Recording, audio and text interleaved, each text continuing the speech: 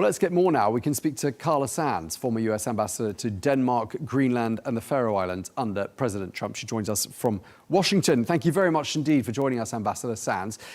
Is this new, this messaging coming from Washington, directed at Washington, or is it just the packaging and the wording that's new? I think it's difficult for our European friends and allies to take on board. It's like someone holding a mirror up to you and you don't like what you see, so you refuse to see it. But President Trump and Vice President J.D. Vance have actually been talking about this since the election with our European allies. We need Europe to be strong, to have strong economies, to have a strong and credible defense, to have sensible policies, to control their borders and their immigration.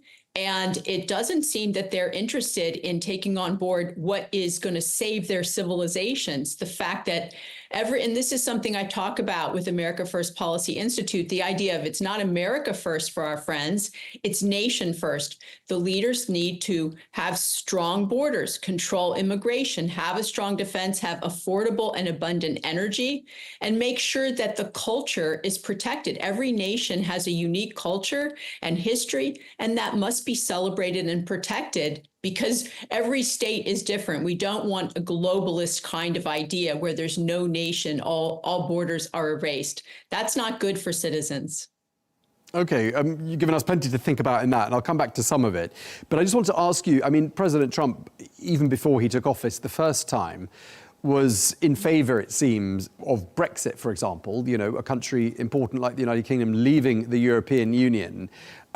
And a lot of people questioned that at the time. Do you think President Trump has got a long-standing issue with the European project? Well, I think that he has a special affinity to the UK, to Great Britain, as do many of us, because many Americans' ancestors came from the continent or from Great Britain, but it's also where we got our laws, right?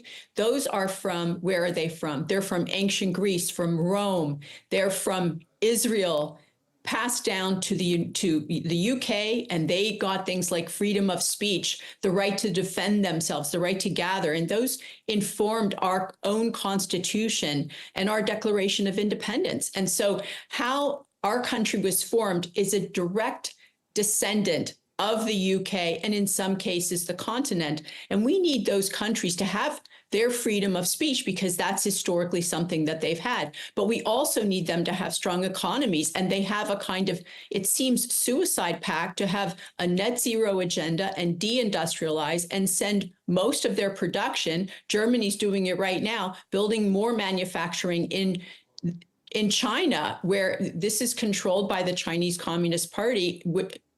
China, under the Chinese Communist Party, is certainly our greatest adversary and a real threat to our economic success in the UK, US, and the EU. Okay, I mean, obviously everything the president has said in the last few days on the subject of Europe will have come as music to the ears of the leadership in Russia. And, it really seems like the Russians have wanted to weaken the European continent for as long as it's been around for, in the form of the European Union. Tom, can I stop you? Go ahead. The idea is to strengthen Europe, not weaken Europe. We actually need Europe to be strong. But we also think that Russia doesn't have to be an adversary and linking arms with China. We think that it's better if Russia rejoins the community of nations and has normal trade and ends the war. But we saw what happened this week. We had Keir Starmer, we had Macron, and we had one other, Merz, I think, meet with Zelensky, and then Zelensky declines the peace deal and says, no, he's not willing to lose any territory. He's losing the war and has no chance to win. And so what's happened is some of the leaders in the EU are scuttling the peace deal, along with probably some leftist Democrats in the US, probably also in Zelensky's ear. The fact is 27,000 young men died last month because of this war. President Trump wants to end the war. There are so many good reasons to end the war. And it's not going to be fair on both sides because Ukraine has no hope of winning. Right, but why, in a public way, weaken Ukraine's hand with the negotiations taking place? When, in fact, Ukraine didn't invade itself. It was invaded by a hostile country, namely Russia in this particular instance. I mean, shouldn't there be at least a showing in public of solidarity amongst the United States and its allies? I don't understand your question, Tom. Can you rephrase it? I mean, why does it make sense now, with negotiations taking place, to be, taking aim at Europe, to be criticizing President Zelensky, when, surely that just strengthens Russia's hand? No, not at all. This document is actually, in part, a love letter to Europe, saying, we love you. We want you to be great allies and partners, strong defense, strong economy. Please help us help you. We need Europe to course correct and do it very quickly. There are predictions I have read that within half a decade, Germany will collapse economically because of its bad energy policies and its deindustrialization, losing that. The heartbeat of Europe the manufacturing base of Europe has been Germany for decades, since the EU was created. But because of its policies, it's not thriving. And then because of the immigration problems and the demographic changes, like President Trump mentions in the national security strategy, there are concerns that some NATO nations will no longer choose to be part of NATO. And NATO is the greatest security agreement between strong countries in the history of the world. It is the strongest defense pact that's ever been created, and we want to keep it strong. But we're worried that European nations are changing so quickly that NATO may not be able to succeed in the coming decades. What is it that's changing so quickly in Europe? I mean, Europe's always been a melting pot, a crossroad of civilizations. There's sovereignty of each country, but they're all part of this collective European family, and that hasn't changed in the last 50 years. What's this major change that's happened to Europe in the eyes of the Americans? Well, it's not just the eyes of the Americans. I mean, anyone can see it. If you just search online for the demographics in each European country, you'll see the change. What began as a Christian continent has had uncontrolled immigration and is quickly becoming an Islamic continent. The Muslim population have more children and Europeans have very few.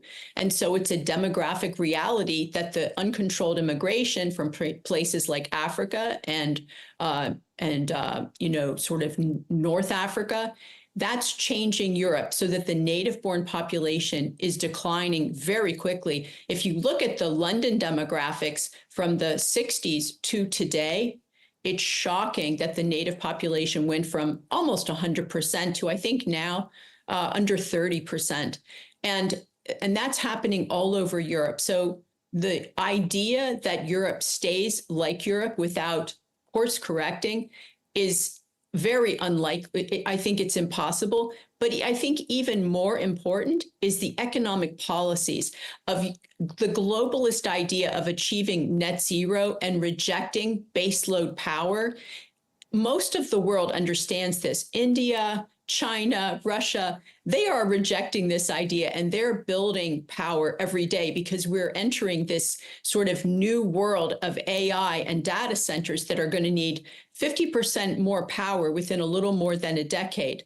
Because of that reality, we need more power. Europe is declining in power. They're not building the power. Like China is right now constructing 35 coal-fired plants. So under President Trump's administration, he is working to build power capacity in the US and be able to export it to our allies. This is really fundamental to being, successful in the economy of the 21st century. So I hope that our European allies wake up and that they course correct quickly, but it does seem that the leaders, once again, are rejecting common sense ideas from President Trump. Right, and quite a lot of European leaders are pretty shaken and rattled, possibly even angered by some of the comments. We've heard the British Prime Minister hit back saying, we're not weak, we're strong, we're standing united behind Ukraine. the French called this latest document, this national security strategy, brutal. How would you advise, knowing President Trump and knowing Europe, how would you advise European leaders to react? Well, first of all, I have to say, Tom, that, when you have friends, you're able to give constructive criticism. You're able to speak more candidly to friends than enemies. I think we're all like that, right? It's you take a friend aside and say, listen, this is what I see, and just make them aware of issues or challenges. So the fact that the European leaders are unable to read it and digest it rather than lash out, maybe they think it helps them politically because they're elected. I don't know. It does concern me that they are not being receptive and not, maybe publicly at least, saying, look, we should look at this and see if there's any truth to this. How has our country changed? How is our economic prosperity looking a decade from now? Are we building good paying jobs in our country? Are we serving our citizens the way we should and keeping them safe in their towns and cities? Or do they feel unsafe? Because you can see elected leaders across, say, the UK were not protecting young girls when there were these rape gangs of men that were preying on young girls from working class families. And for 30 years, that's been going on, maybe 40 now. I've been reading about it, but the elected leaders would sweep it under the carpet and not protect their own citizens from immigrants that were preying on their citizens. So that is something that the UK is only now beginning to discuss. I think that there's some very hard conversations that have to be had between the citizens of different countries in the EU and certainly the UK and their leaders. Okay, well, we're out of time. Thank you very much indeed for speaking to us. Always a pleasure. Carla Sands, former US ambassador. Thank you very much indeed for your time.